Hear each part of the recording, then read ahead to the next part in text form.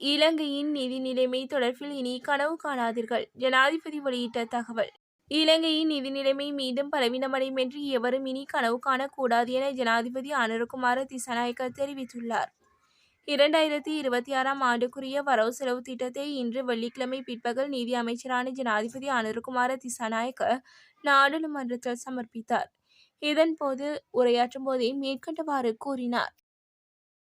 யூடியூப்பில் உள்ள பழைய காணொளிகள் தொடர்பில் விசேட அறிவிப்பு.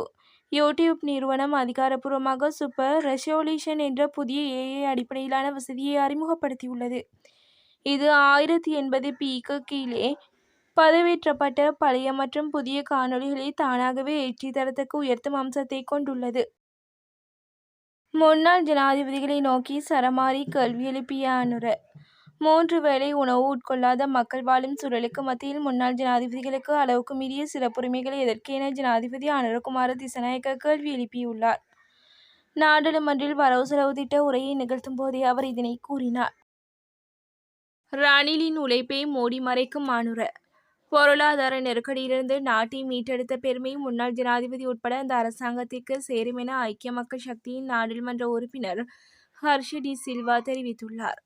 நாடாளுமன்றத்தில் வெள்ளிக்கிழமை நடைபெற்ற 2026 நிதியாண்டுக்கான வரவு செலவு திட்ட உரை தொடர்பில் ஊடகங்களுக்கு கருத்து தெரிவிக்கும் போதே மேற்கண்டவாறு கூறினார். ஜனாதிபதிக்கு தைரியமில்லை.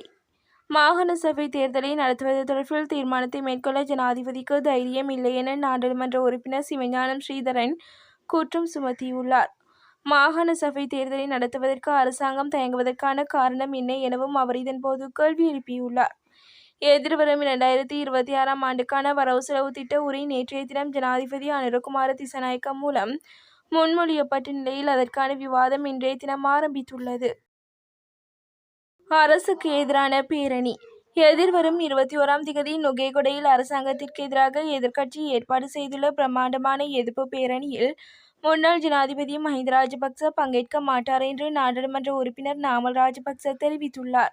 இருப்பினும் பேரணிக்கு தனது தந்தையின் முழு ஆசீர்வாதம் கிடைக்கும் என்றும் அவர் வலியுறுத்தியுள்ளார். ஐக்கிய மக்கள் சக்தியின் நாடாளுமன்ற உறுப்பினர் சஜித் மீது அதிருப்தி. எதிர்க்கட்சித் தலைவர் சஜித் பிரேமதாச தனது இந்திய விஜயத்தின் போது தனது கட்சியின் எந்த நாடாளுமன்ற உறுப்பினர்களையும் அழைத்து செல்லாதது தொடர்பில் ஐக்கிய மக்கள் சக்தியின் நாடாளுமன்ற உறுப்பினர்கள் குழு அதிருப்தி அடைந்துள்ளதாக தெரிவிக்கப்படுகிறது. இது தொடர்பாக கட்சி தலைமையை கடுமையாக விமர்சித்துள்ளதாகவும் தகவல் வட்டாரங்கள் தெரிவித்துள்ளன. G20 உச்சி மாநாட்டை புறக்கணித்துள்ள ட்ரம்ப்.